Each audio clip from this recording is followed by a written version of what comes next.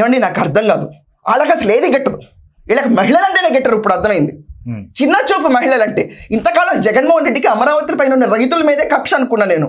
కాదు, యునానిమస్ గా ఆ పార్టీలో ప్రతి ఒక్కరికి ఫీమేల్ అనేవాళ్ళు పడరు. అసలు మహిళలు అనేవాళ్ళు ఈ పార్టీకి ఓటేయడం ఆపేయాలి, కొంచెం ఉన్న మనకు సిగ్గు సెర ఉంటాయి. అందుకనేనా ఇప్పుడు బోరగడ్డిని ఎంకరేజ్ చేశారు, నానిని ఎంకరేజ్ చేశారు, వంశీని ఎంకరేజ్ చేశారు, పోసారిని ఎంకరేజ్ చేశారు. అందరూ అన్ని మాట్లాడుతుంటే ఎంకరేజ్ చేస్తారు. ఏమంటే ఫ్లోర్ ఆఫ్ ద హౌస్ లో భువనేశ్వర్ గారిని అంటేనే నవ్వుకున్న జగన్మోహన్ రెడ్డి ఉన్నాడు. మీరు ఆయన పేరు ఎందుకు మర్చిపోతున్నారు? ఆయనే కదా కింగ్ పిన్, ఆయనే కదా. ఎప్పుడు లిక్కర్ దందాల గురించి మాట్లాడతామా? ఎథిక్స్ అండ్ నైతిక విలువలు, ఉమెన్ హక్కులు, ఫెమినిజం, యాంగిల్ ఆఫ్ రెస్పెక్ట్, చిన్న రెస్పెక్ట్, అమ్మ అక్క చెల్లి భార్య మహిళలు కదా. ఇప్పుడు ఇలా మాట్లాడేస్తారు వీళ్ళందరూ. ఆంధ్రప్రదేశ్లో వీళ్ళకి ఆస్తులు లేవా? మరి వాళ్ళు విజయమ్మ గారికి షర్మిల గారికి ఏం సమాధానం చెప్పుకుంటాడు, భారతికి ఏం సమాధానం చెప్పుకుంటాడు? ఏమండి ఇప్పుడు నాకు అర్థం కాదండి. ఇప్పుడు చంద్రబాబు నాయుడు గారికి ఆంధ్రప్రదేశ్లో ఇల్లు ఉంది, ఆయన ఫ్యామిలీ కూడా అక్కడే ఉంటుంది. ఇప్పుడు జగన్మోహన్ రెడ్డికి తాడేపల్లిలో ఇల్లు ఉంది, ఓటు హక్కు అదే రాష్ట్రంలో ఉంది.